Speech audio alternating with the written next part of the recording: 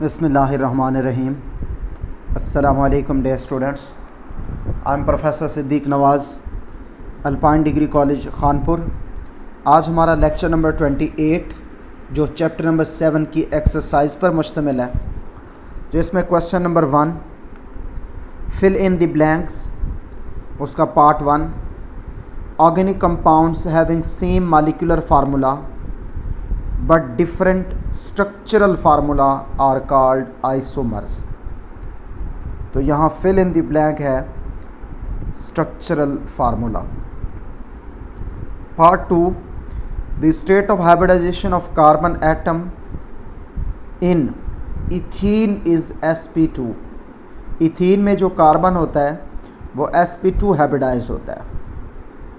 Part 3, alkenes show geometric isomerism due to restricted rotation around a carbon-carbon double bond। Question 4, heating an organic compound in the absence of oxygen and in the presence of catalyst silica and alumina is called catalytic cracking।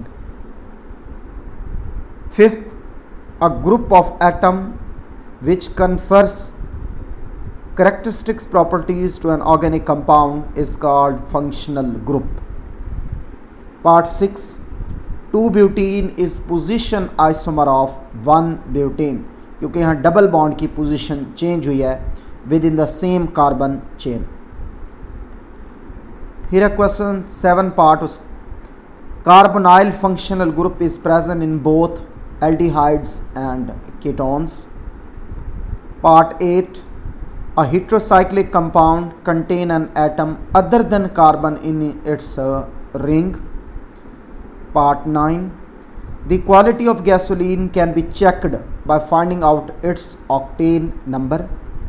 And 10, a carboxylic acid contain COOH group as a functional group। फिर है बेटे question 2, indicate true and false।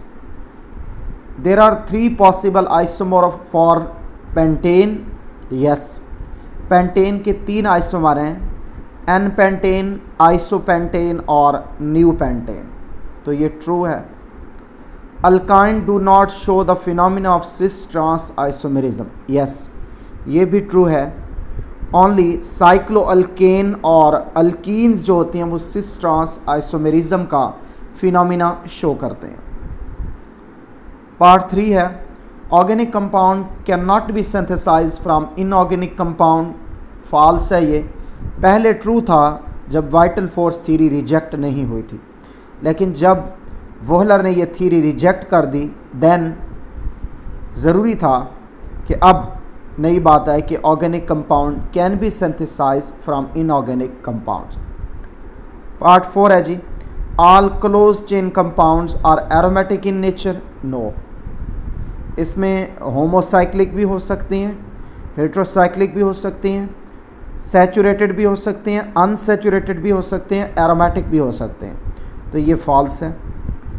5th part है, the functional group present in amide is an amino group. False, इसमें acid amide group होता है बेटा, C double bond ONH group जो होता है, this is called acid amide group.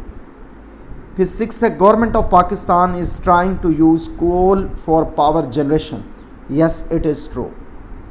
Crude petroleum is subjected to fractional sublimation.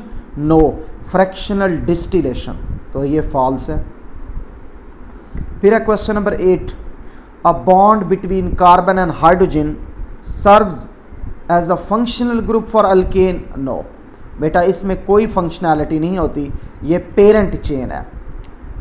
9 है जी, orthonitrotoluene and paranitrotoluene are the example of functional group isomerism. No बेटा, इसमें नाइट्रो ग्रुप फंक्शनल ग्रुप है, तो nitro group की पोजीशन चेंज हुई है, तो आर्थोनाइट्रोटोल्वीन और पैरानाइट्रोटोल्वीन पोजीशन आइसोमर हैं, ना कि फंक्शनल ग्रुप आइसोमर, तो ये फॉल्स है।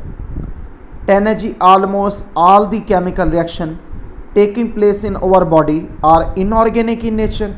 No, all the chemical reaction taking place in our body are almost organic in nature, तो ये false है इस वक्त। फिर है बेटा question number 3, multiple choice questions. The state of hybridization of carbon atom in methane. बेटा कार्बन मीथेन में sp3 हाइब्रिडाइज होता है, तो ये अल्फा ऑप्शन है।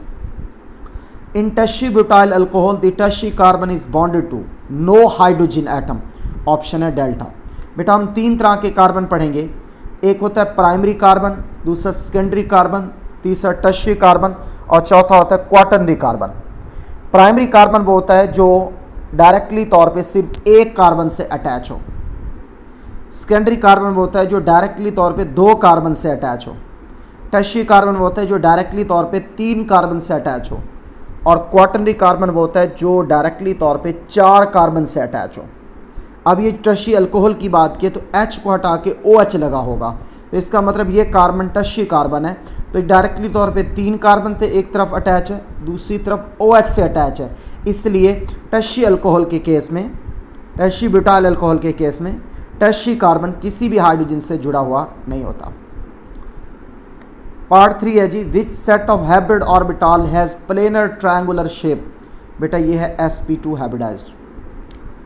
4 पार्ट है, the chemist who synthesised urea from ammonium cyanate was Wohler. Friedrich Wohler जो था, इससे अमोनियम साइनेट से यूरिया बनाया। क्वेश्चन 5 है, linear shape is associated with which set of hybrid orbital, alpha option sp hybrid orbital. 6 है जी, a double bond consist of 1 sigma and 1 pi bond. बेटा जहाँ भी आपको एक से ज़्यादा बॉन्ड नज़र आए बिटवीन 2 एटम, तो उसमें 1 सिग्मा होगा, बाकी सारे पाई होंगे। तो डबल बॉन्ड में क्योंकि 2 बॉन्ड है तो 1 सिग्मा होगा और 1 पाई होगा। फिर है जी, ether show the phenomena of, beta है जी मेटामेरिज्म। पार्ट 8 है, select from the following the one which is alcohol. बेटा hydroxyl group containing compound is called alcohol, तो CH3CH2OH is called ethyl alcohol. फिर है बेटा question number 4, how organic compounds are classified, give suitable example for each type. ये question बेटा already हम discuss कर चुके हैं। Question 5, what are homocyclic and heterocyclic compound, give 1 example of each type. इसमें पहले होमोसाइक्लिक को डिफाइन करोगे, फिर हेट्रोसाइक्लिक को डिफाइन करोगे, फिर होमोसाइक्लिक की 2 एग्जाम्पल दें, फिर हेट्रोसाइक्लिक की 2 एग्जाम्पल दे दें। क्वेश्चन 6 है, right the structure formulas of 2 possible isomers of butane. बेटा मालिकुलर फार्मूला ब्यूटेन का है C4H10। इसके 2 पॉसिबल आइसोमर होते हैं, एक है N ब्यूटेन, दूसरा आइसोब्यूटेन। तो रिलेटेड जो टॉपिक था उसमें जाके देखेंगे, तो N ब्यूटेन आइसोमेरिज्म वाले आर्टिकल में N ब्यूटेन और आइसोब्यूटेन C4H10 के 2 आइसोमर हैं। Why is ethene is an important industrial chemical. बेटा इंडस्ट्रियल यूजेज जो है इथेन में, पहला नंबर पे ये है कि ये इंपॉर्टेंट इंडस्ट्रियल केमिकल है, इसलिए ये यूज़ होता है केमिकल के तौर पे, जिसकी इंडस्ट्रियली जो इसकी इंपॉर्टेंस है, एक तो ये पॉलीथीन शापर बैग बनाने के काम आता है, दूसरे नंबर पे प्लास्टिक बनाते, इससे टॉयज़ बनते हैं, केबल्स और बॉक्सेस वगैरह बनाए जाते हैं। आर्टिफिशियल राइपनिंग होती है फ्रूट्स की, कि जो जैसे आम वगैरह है, जब हम इन्हें कच्चे आम से तोड़ के जब हम इन्हें रखेंगे पकाने के लिए, तो फिर हम इथीन का इस्तेमाल करेंगे, तो ये आर्टिफिशियल राइपनिंग में इस्तेमाल होता है। एज ए जनरल एनेस्थेटिक, ये बेहोश करने वाली अद्वियात में इस्तेमाल होता है। इसके अलावा मस्टर्ड गैस बनाई जाती है। बेटा मस्टर्ड गैस ये ऐसी गैस है जो वर्ल्ड वार में इस्तेमाल हुई, और इसका फंक्शन ये होता है कि ये ब्लिस्टर काज करता है when exposed on skin and lungs. इसके अलावा यह है कि ये स्टार्टिंग मटेरियल है large number of chemicals of industrial use के लिए, जैसे इथाइलिन ग्लाइकोल, ये एक एंटी फ्रीज़ है जो गाड़ियों के रेडिएटर में इस्तेमाल होता है स्पेशली। अल्काइल हेलाइड ये एक कंपाउंड है, इथाइल अल्कोहल ये इनकी फार्मेशन में यूज़ होता है। फिर है बेटा question number 8, what is meant by functional group, name typical functional group containing oxygen. बेटा फंक्शनल ग्रुप क्या है? एन एटम और group of atoms, double bond और triple bond, whose presence impart specific properties to an organic compound is called functional group। ये chemically functional part होता है organic compounds का, क्योंकि ये रिएक्शन के अंदर टेक पार्ट करता है। अब इसमें 4 एग्जांपल दिए मैंने। COC लिंकेज जिसे हम ईथर लिंकेज कहते हैं, क्लास ऑफ कंपाउंड ईथर होती है। एग्जाम्पल है CH3OCH3 जिसे बोलते हैं dimethyl ether. COOH formyl group, aldehyde या अल्कानल क्लास ऑफ कंपाउंड है। एग्जाम्पल है CH3C OH, name is acetaldehyde. फिर है बेटे अल्काइल RC OR, यानी C O के दोनों जानिब कार्बन होने शर्त है, तो कार्बोनाइल ग्रुप इसे बोलते हैं। ये कीटोन या अल्कानोन क्लास ऑफ कंपाउंड है। एग्जाम्पल है CH3C OCH3, नेम है एसीटोन। लास्ट से बेटे COOH कार्बोक्सिल ग्रुप, क्लास है कार्बोक्सिलिक एसिड या अल्कानोइक एसिड। एग्जाम्पल है CH3COOH, नेम है जी एसिटिक एसिड।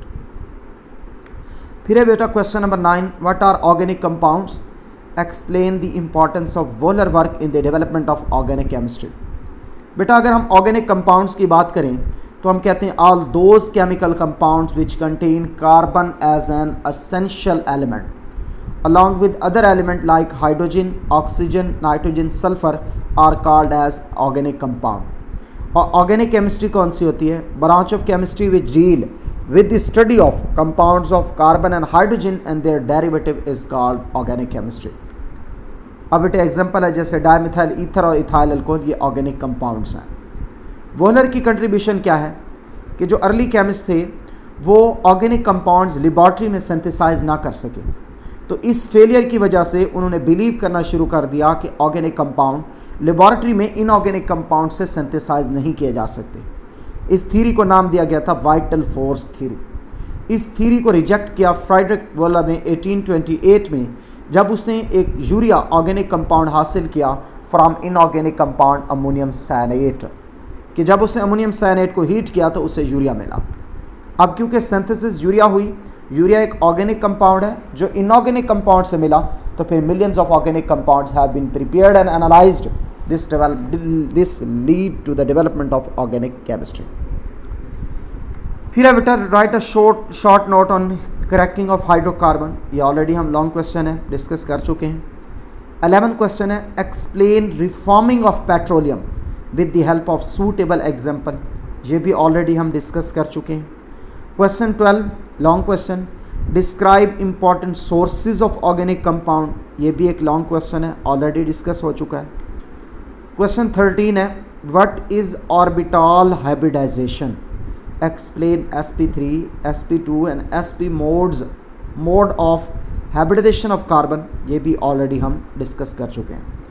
फिर बेटा question number 14, explain the type of bonds and shape of molecules using hybridization approach. पहला केस है इथेन का। बेटा इथेन में सेंट्रल एटम है कार्बन। इसकी ग्राउंड स्टेट कन्फिगरेशन को देखें तो हाफ फिल्ड 2 ऑर्बिटल हैं। एक्साइटेड स्टेट देखें तो 4 हाफ फिल्ड ऑर्बिटल हैं। हम डिस्कस कर चुके हैं कि एक्साइटेशन ऑफ इलेक्ट्रॉन और mixing of orbital simultaneous process है। तो हाइब्रिडाइज्ड स्टेट में एक s और 3 p ऑर्बिटल इकट्ठे होकर 4 sp3 हाइब्रिड ऑर्बिटल बनाते हैं, जिनमें हर एक के पास एक एक इलेक्ट्रॉन होता है। अब बॉन्डिंग की बात करें तो कार्बन ये सेंट्रल एटम, इसके 4 sp3 हाइब्रिड ऑर्बिटल हैं। दूसरा कार्बन, उसके भी 4 sp3 हाइब्रिड ऑर्बिटल हैं। तो इथेन के केस में कार्बन कार्बन के बीच बॉन्ड बनेगा sp3 ओवरलैप बॉन्ड होगा सिग्मा, जबकि जो कार्बन के बाकी 3 sp3 हाइब्रिड ऑर्बिटल हैं वो अलहदा तौर पे 1s हाइड्रोजन ऑर्बिटल के साथ ओवरलैप करके sp3s ओवरलैप के थ्रू सिग्मा बॉन्ड बनेगा। तो sp3s overlap 1 sigma bond, sp3s overlap दूसरा सिग्मा बॉन्ड, sp3s ओवरलैप तीसरा सिग्मा बॉन्ड, sp3s ओवरलैप ये चौथा सिग्मा बॉन्ड, sp3s ओवरलैप ये 5वां सिग्मा बॉन्ड, और ये sp3s ओवरलैप के थ्रू ये 6ठा सिग्मा बॉन्ड। इथेन में टोटल 7 सिग्मा बॉन्ड है, एक कार्बन कार्बन के बीच थ्रू sp3 ओवरलैप, बाकी 6 जो कार्बन हाइड्रोजन सिग्मा बॉन्ड हैं वो हैं sp3s ओवरलैप के थ्रू। फिर है बेटे शेप ऑफ मॉलिक्यूल।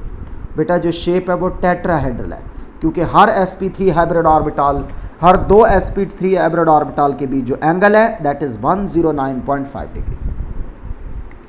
फिर है दूसरी एग्जांपल जी इथीन।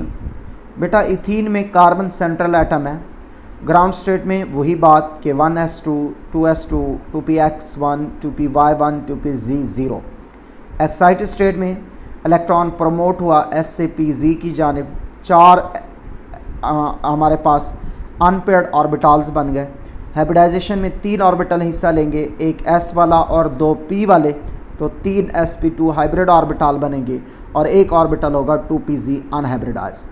अब ये एक कार्बन को अगर मैं देखूँ, इस एक कार्बन में ये 3 sp2 हाइब्रिड ऑर्बिटल हैं जबकि एक अनहाइब्रिडाइज pz ऑर्बिटल है। दूसरे कार्बन की तरफ देखें तो ये 3 sp2 हाइब्रिड ऑर्बिटल हैं जबकि एक pz अनहाइब्रिडाइज ऑर्बिटल है। तो sp2 s ओवरलैप के थ्रू कार्बन हाइड्रोजन के बीच सिग्मा बॉन्ड बनेगा, जबकि sp2 ओवरलैप के through between 2 carbon atom sigma bond बनेगा, जबकि जो pz और pz ऑर्बिटल हैं ये अनहाइब्रिडाइज एक दूसरे के पैरेलल हैं, तो पैरेलल ओवरलैपिंग से पाई बॉन्ड बनेगा। अब शेप को देखें तो शेप है ट्रायगोनल प्लेनर, इसमें एग्जैक्ट एंगल 120 है और ये तीनों जो बॉन्ड्स आ रहे हैं ये प्लेन, एक ही प्लेन पे आएंगे, तो इससे हम इसे कहते हैं ट्रायगोनल प्लेनर जो शेप। इसमें जो बॉन्ड है 2 कार्बन कार्बन के बीच, एक सिग्मा एक पाई है, जबकि बाकी जो बॉन्ड है कार्बन हाइड्रोजन के बीच वो सिग्मा है। फिर है बेटा इथाइन। बेटा इथाइन की केस में सेंट्रल एटम कार्बन है, ग्राउंड स्टेट वही कन्फिगरेशन है, एक्साइटेड स्टेट वही कन्फिगरेशन है। हाइब्रिडाइजेशन में 2 ऑर्बिटल हिस्सा लेंगे, एक s वाला और एक p वाला, तो 2 sp हाइब्रिड ऑर्बिटल बनेंगे, जबकि 2 ऑर्बिटल होंगे जो 2py और 2pz अनहाइब्रिडाइज रहेंगे। इन केस में जो नेबरिंग एटम है वो H है, एक में कार्बन होगा दूसरे में H। तो ये एक कार्बन है जिसके ये 2 sp हाइब्रिड ऑर्बिटल है, ये दूसरा कार्बन है जिसके 2 ये sp हाइब्रिड ऑर्बिटल है।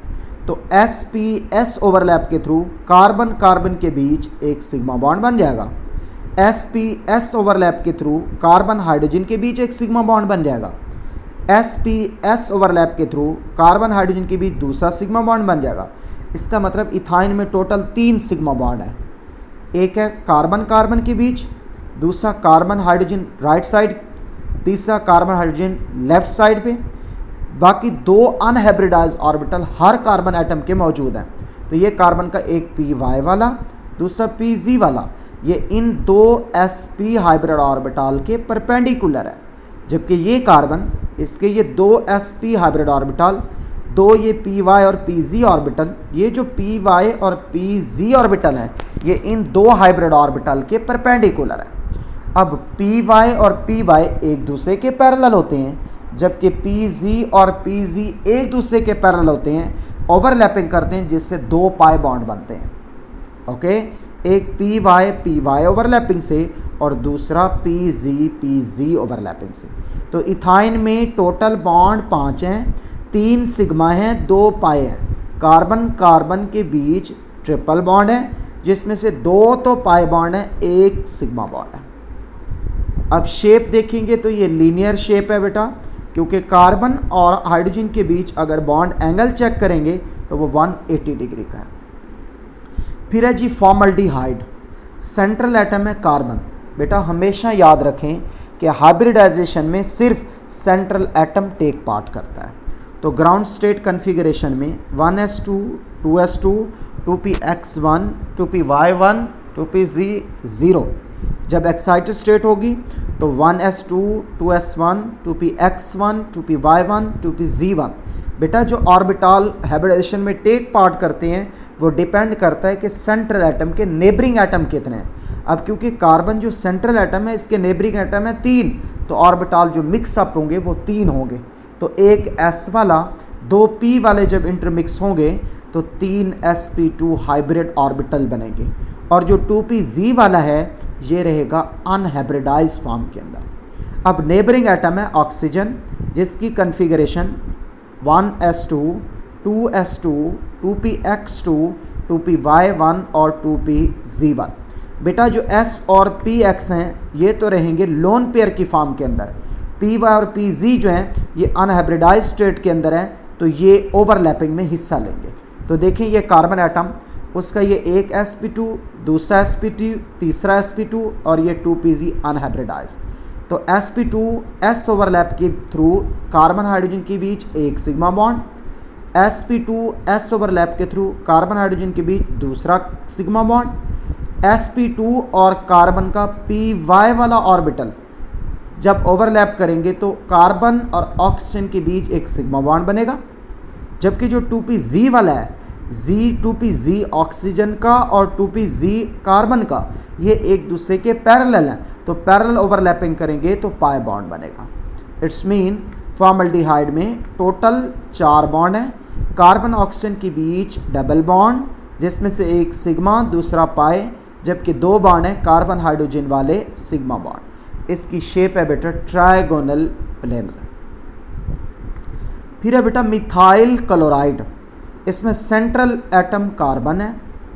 अब क्योंकि कार्बन के नेबरिंग एटम 4 हैं, 3 हाइड्रोजन 1 क्लोरीन, तो हाइब्रिडाइजेशन में जो ऑर्बिटल हिस्सा लेंगे वो 4 लेंगे, एक s वाला 3 p वाले, तो 4 sp3 हाइब्रिड ऑर्बिटल बनेंगे।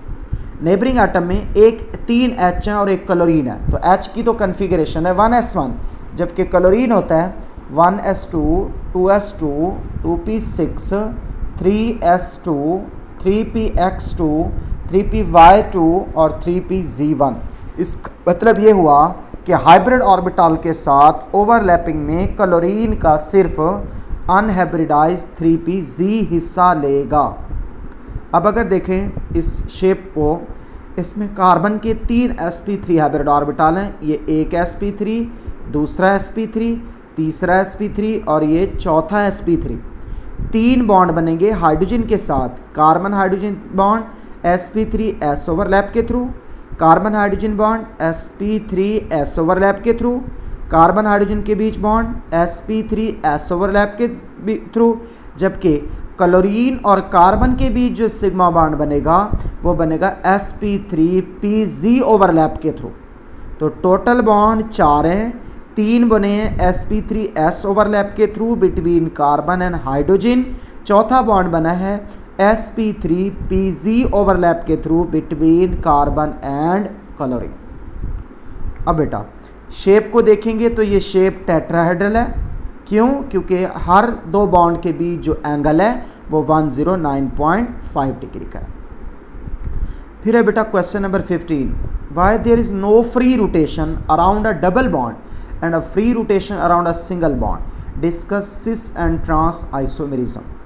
बेटा सिंगल बॉन्ड बनता है linear overlapping of sp3 hybrid orbital of 2 different carbon atom, यानी sp3s ओवरलैप से ये 2 कार्बन के बीच सिग्मा बॉन्ड बना है। इस सिग्मा इलेक्ट्रॉन डेंसिटी 2 न्यूक्लियाई के बीच है, इसलिए जो ग्रुप अटैच्ड होंगे टू ईच कार्बन एटम वो केपेबल होंगे फ्री रोटेशन के लिए। जबकि जो डबल बॉन्ड बनता है वो बनता है habitat state of carbon sp2 होता है। इसमें डबल बॉन्ड सिग्मा और पाई बॉन्ड कंटेन करता है।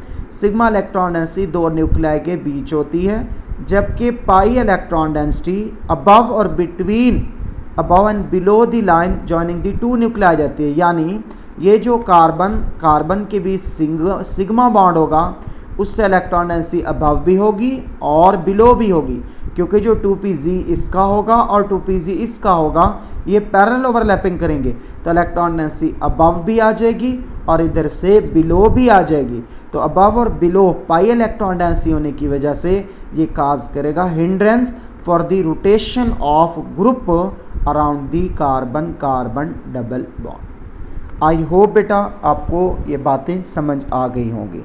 आज हमारा चैप्टर 7 ख़त्म हो गया है।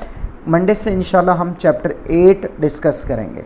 अगर किसी बच्चे का कोई प्रॉब्लम है तो वो मेरे व्हाट्सएप नंबर पे टेक्स्ट कर सकता है। कॉन्टैक्ट नंबर है 030175222384। बेटा ये जो आपको जिस लिंक के ज़रिए लेक्चर भेजा जाता है, इस लिंक में अल्केमिस्ट यूट्यूब चैनल को सब्सक्राइब करेंगे और उसके साथ ही बेल आइकन को क्लिक करेंगे। उसमें पर्सनलाइज का ऑप्शन आएगा, उससे पर्सनलाइज करेंगे ताकि आपको जो भी वीडियो अपलोड हो मिल सके और उस नोटिफाई हो सके। Thank you very much. अल्लाह हाफिज़।